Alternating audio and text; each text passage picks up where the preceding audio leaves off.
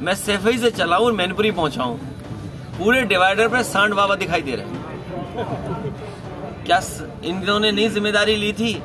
और जिस देश का प्रधानमंत्री कहता हो कि जानवर की बड़ी समस्या हो, जानवर की समस्या का समाधान हो, बताओ प्रधानमंत्री के कहने के बाद भी सड़कों से सांड नहीं हट पा रहे। इस सरकार में जनता की सुनवाई बंद हो गई है, न्याय नहीं मिल सकता। आप किसी भी संस्था के सामने जाओगे, आपके साथ भेदभाव होगा। इसलिए मैं जनता से अपील करूंगा, इस सरकार को जल्दी जल्दी हटाइए। अखिलेश यादव आजकल जमीन पर उतर रहे हैं, लोगों से जुड़ रहे हैं, पत्रकारों के पूछे सवालों का खुलकर तफसील से जवाब दे रहे हैं। जैसे नेताजी की छवि थी, उसी छवि में ढलने की कोशिश कर रहे हैं। दरअसल अखिलेश यादव एक निजी कार्यक्रम में सपा की महिला मोर्चा की जिला अध्यक्ष ज्योति मैसी के यहाँ पहुंचे, जहां उन्होंने पत्रकारों से कई मुद्दों पर खुलकर बात की, अपनी उपलब्धियां गिनाई और बीजेपी की सरकार पर जमकर निशाना साधा। सरकार के फ्री राशन स्कीम पर अखिलेश यादव ने जमकर हमला बोला। उनका कहना था कि ये सब चुनावी खेल था। देखिए, ये कहीं चुनाव तो नहीं आ रहा। अरे भाई, मैं आपसे क्या कह रहा हूँ, चुनाव था तो रिफाइन मिल रहा था, चुनाव था तो चना मिल रहा था, नमक मिल रहा था और घी भी दे रहे थे कुछ।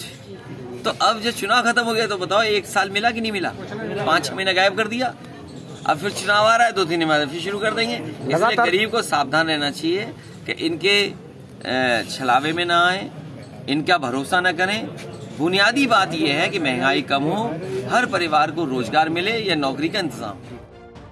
वहीं अखिलेश यादव ने चीन की नापाक हरकतों की बात करते हुए सरकार पर निशाना साधा। अखिलेश यादव का कहना था कि चीन न सिर्फ अपनी सीमाओं को सिकोड़ रहा है, सीमाओं पर कब्जा कर रहा है, बल्कि आपके बाजारों को भी अपने कब्जे में ले रहा है। ऐसे में सरकार को चीन को लेकर कोई कठोर कदम उठाने की जरूरत है।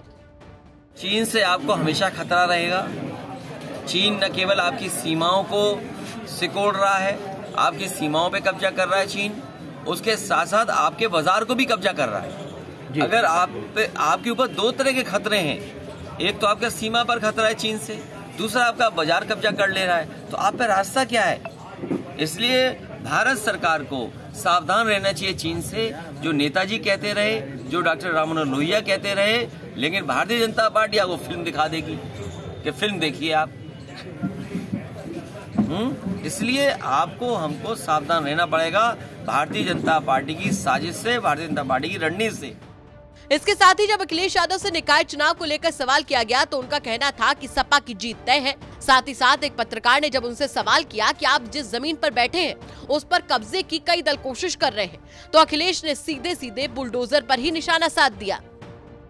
नगर निकाय में भी समाजवादी पार्टी का प्रदर्शन बहुत अच्छा होगा, बहुत अच्छी जीत समाजवादी पार्टी के लोगों की होगी। जिस ग्राउंड में आप बैठे, यहाँ पर कई दलों के लोग इस जमीन को कब्जा करना चाहते हैं और काम भी चल रहा है, काफी प्रयास के बाद नहीं हुआ। मैं जिलाधिकारी महोदय से कहूंगा कि अगर इस तरह की कोई शिकायत है उस पर तुरंत कार्रवाई करें, क्योंकि ये तो बुलडोजर सरकार है, ये जहाँ चाहती वहाँ बुलडोजर ले आती है, तो कम से कम जमीन ना कब्जा होने दें, ऐसा बुलडोजर लेकर के चले। अन्ना जानवरों का मुद्दा उत्तर प्रदेश में काफी ज्यादा चर्चा में रहता है। ऐसे में अन्ना जानवरों के बहाने अखिलेश यादव ने सरकार पर काफी ज्यादा निशाना साधा।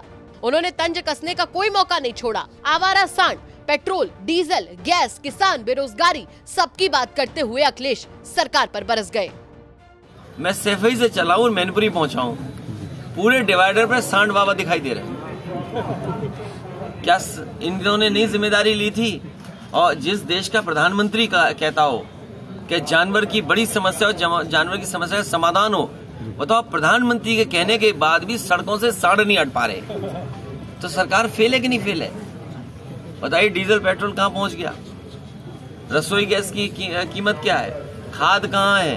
कहीं भी किसानों का धान खरीदने का केंद्र बना हो तो बता दो आप। तो सरकार फेल है। कोई यहाँ पढ़ा लिखा नौजवान बता दे कि उसे भरोसा और नौकरी मिल जाएगी? नहीं मिलेगी। अरे पढ़ाई लिखाई नहीं कर पा रहे, क्या है नौकरी बताओ? यहाँ लाइब्रेरी में बैठे होंगे बच्चे, पूछिए क्या नौकरी है इनके पास, तो वो नहीं चाहते बहस हो नौकरी पे, रोजगार पे। अखिलेश का कहना था कि जितनी जल्दी हो सके जनता को चाहिए कि इस सरकार को हटा दे। इस सरकार में जनता की सुनवाई बंद हो गई है, न्याय नहीं मिल सकता। आप किसी भी संस्था के सामने जाओगे, आपके साथ भेदभाव होगा। इसलिए मैं जनता से अपील करूंगा, इस सरकार को जल्दी जल्दी हटाइए। इसके साथ ही अखिलेश ने इन्वेस्टमेंट पर भी काफी ज्यादा खुलकर बात की और सरकार को जमकर निशाने पर लिया कि आखिर इतने लंबे समय से सरकार कर क्या रही है। इसी सरकार ने एक बहुत बड़ी इन्वेस्टमेंट मीट की थी जिसमें देश के बड़े बड़े इन्वेस्टर्स आए थे, देश के सबसे बड़े उद्योगपति आए थे और हालांकि उन्होंने भाषण भी दिया था। अगर आप उनके भाषण को याद करें जिसमें देश के सबसे ऊंचे जो हमारे व्यापारी हैं, उद्योगपति हैं, वो सब आए थे। MOU हुए और सरकार ने उस समय दावा किया था कि लगभग 5 लाख करोड़ के MOU हुए हैं। उसके बाद डिफेंस एक्सपो हुआ जिसमें रिवर फ्रंट, जिसके बारे में भारतीय जनता पार्टी के विचार कुछ और हैं।